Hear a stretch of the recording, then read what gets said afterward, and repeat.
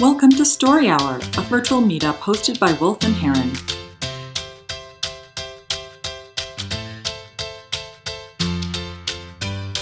So I spent a little time in jail. And I know what you guys are all thinking, mafia. Yeah, it's the complexion. But not, nothing as glamorous as that these things typically are. So basically I went to college in Gunnison, Colorado, where the men are men and the sheep are scared, and ran with a rambunctious group of punk rock outdoor enthusiasts with a proclivity to bar fights. So yeah, kind of went through that stage, and then I spent 12 years with this cyclical pattern of trying to drown myself in a kayak, running around the Western United States, chasing Class 5 rapids and waterfalls. And over the past 30 years, I've also had this this desire that it's much easier to work 80 hours a week for myself than 40 hours a week for somebody else. So I kind of had this way that I had to do it my way. I had to do it the way I wanted to do it. And my MO of by the seat of my pants came to kind of a head when I was 40, 2011, and I'm sitting on my bed at 5:30 in the morning, and I look over at my cane and kind of dreading the first few steps of the morning because I've systematically damaged all the cartilage in my ankles. So I kind of get up and I shuffle and wince my way into the bathroom, unceremoniously deposit myself on the toilet, and I'm looking around, and I look back into the bedroom and I see the empty king-size bed that has this metaphorical and physical ridge down the middle that my soon-to-be ex-wife and I have created over the years and built up between us. And I kind of shy away from that and look around the bathroom and all my handiwork of the home that I designed and built with my own hands. And I wonder, is the person who's going to be sitting on this toilet next month, are they going to like this? Are they going to judge it? Are they going to, what is going to be their concept of this? And that kind of brings in the whole reasons why I'm selling the house. And that's all the empty bank accounts and the creditors that are still out there during a downturn in the economy. And it gets a little overwhelming. And then I realize I get this flood. I remember this visceral flood of information coming into me and going dude, who knew that the 5 books on solar energy and energy efficient homes that you brought in to your 5 days in the Gunnison Hotel and that you studied would just catapult you into being a building science professional and not having to work with a tool belt, and you could be a consultant down the road. And also, who knew all those times I had to sit at a Class 5 rapid or waterfall and just go through the what ifs and okay, this is the plan, but this can happen, and things change fast when you're on a river, and you got to deal with those in critical thinking. And then who also knew that that would prepare me for owning my own businesses, for trial and error, right? Because owning your own business is basically a life of just trial and error. Let's just get through it and get to the next day, and hopefully the next day you make a little bit of money, right? So you go through these stages, you start realizing it. And I realized, in that moment, I sat there and I realized, I go, man, if anybody has gone through the training in their life to deal with financial, family, and physical ruin, it was me. And I was also prepared to come out the other end even better. Because let's face it, without all my failure, I wouldn't be the tremendous success that I am today. Awesome. Thank you, Bart. Okay, so let's start with what was great about the story. What did you like? What should Bart hold on to? What is worth keeping? Go ahead, Molly. Go ahead. Yeah. So thank you. And thank you for offering us vulnerable moments. That really was helpful for me to see you deposit yourself unceremoniously on the toilet and speak from that perspective of vulnerability. Thank you. Yeah. Mary? I've heard a few of Bart's stories, and I think this is your best. And the reason why is because really, whenever we have to do one of these things, you're taking a bit of a deep dive, and your failure is that kind of theme where it's going to help us to take that deep dive, because you can't you cannot not be vulnerable when you talk about failure. Mm-hmm. And so I loved your metaphors, the ridge and the bed, and the river as a metaphor. You have to learn how to make quick decisions. You really went and of course the toilet. It was like amazing metaphor. I loved it.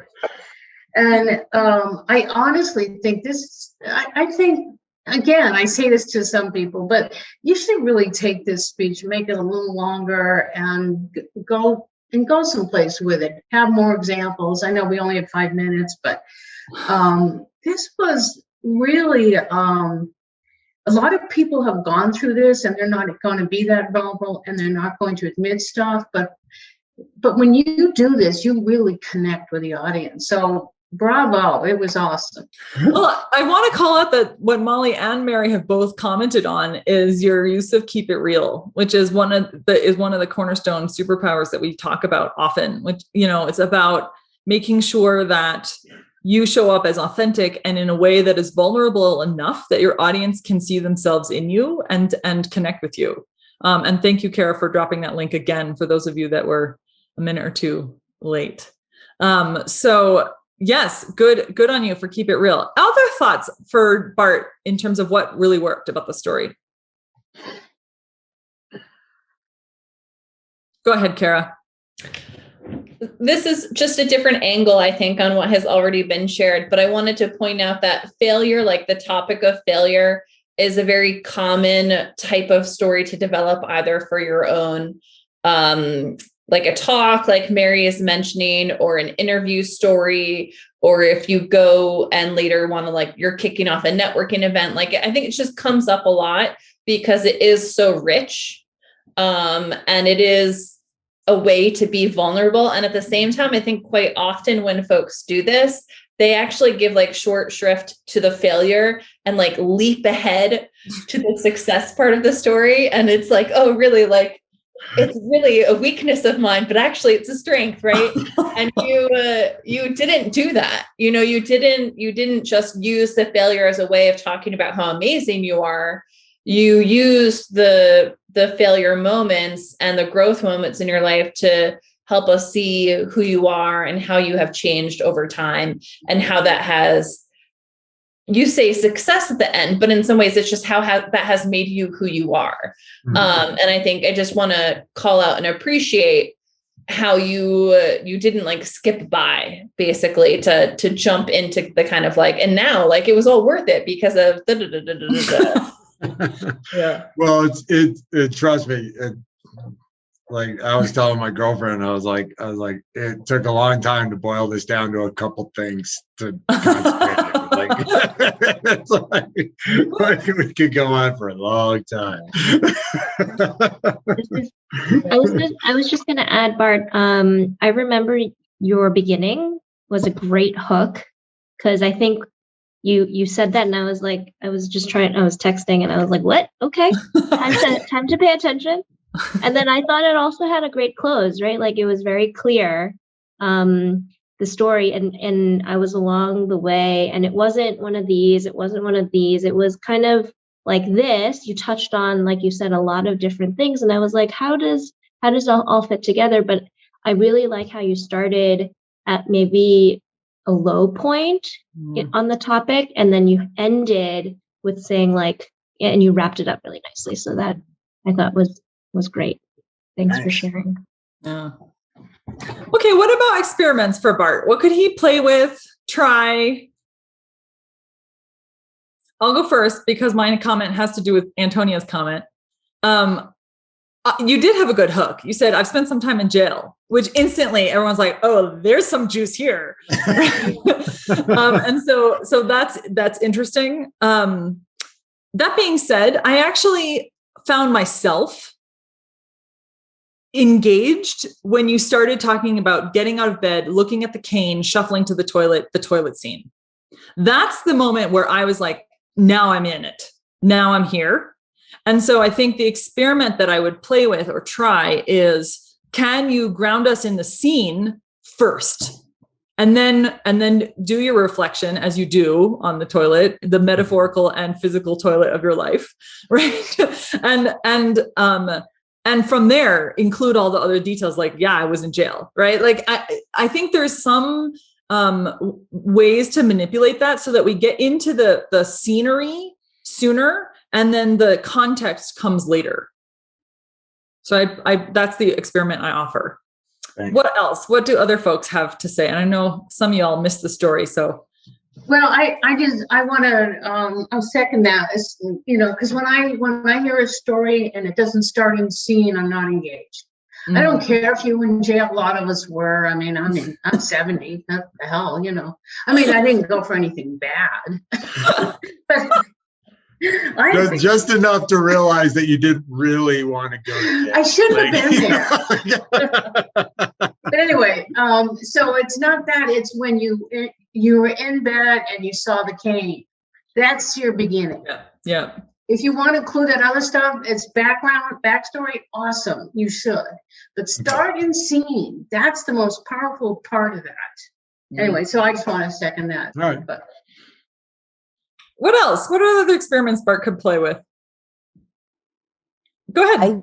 I love when you use the word desire, and it might be fun to play with senses, sensory, sensation, how your body is like you did that a little bit with the cane and the cartilage, and like what is happening in your internal life, and maybe dance with that a little bit as you start in scene. It could be fun. Okay. Mm-hmm. I think your story is so full of metaphor and opportunities for metaphor, and to Molly's point there, it's almost like what's happening in your body is also what's happening to your life. And then simultaneously you're sitting there and you've made the decision to sell this house, which is again, a metaphor for like, I'm leaving this life. Somehow, someday, somewhere, I will leave this life, and this is happening, right? And so, like, I think there's just so much richness there in terms of drawing parallels, and to Molly's point, bringing out the sensory details as a way to draw those parallels could be really fun to play with. Kara, you had a thought? Yeah, so I wanted, because I was the timer, and because you commented on the time, I wanted to say that you could have actually slowed down a little bit. Yeah, I could have slowed down. You had, I mean, on one hand, I like you always bring energy to your storytelling, right? It's not like you're not leaning back, you're leaning forward, you're drawing us in. And it's good to have that energy come out through your voice. And at the same time, it felt like I felt a little rushed. And so I would just next time, and maybe it's because you were trying to get it in, right? Like you were like, this is too long. So I would just think about with any story, even if you're in that situation, or if you feel like it's the perfect amount of time, you still want to identify what are the faster moments in the story and what are the slower moments in the story, because I'm at a pause, or because I've just had a conclusion, or because I'm talking about how I'm anxious about like all of the debt that I have. And so it's a higher pitch, a higher pace. Even if you feel like you're too going too long or you're too short, you kind of have to put that aside when it comes to then sharing it, and still have some of that pace change up, pitch change up to bring dynamics to us, and also to match the emotion of what you're sharing to the emotion and feeling of how you're saying it. Yeah, no, I definitely. Yeah, like I said, when I was practicing this, I was like, dude, I keep cutting stuff out of this thing. It keeps getting longer. I don't know what's going on. I think that happens, right? And at the same time, when you come here or when you're in the moment, don't let that get to you. It doesn't matter at the end of the day. Mm-hmm. It's true. Cool. Yeah. We really will never cut you off. Never say never. Thank you guys all very much. Visit wolfandheron.com to find out more about our story hours.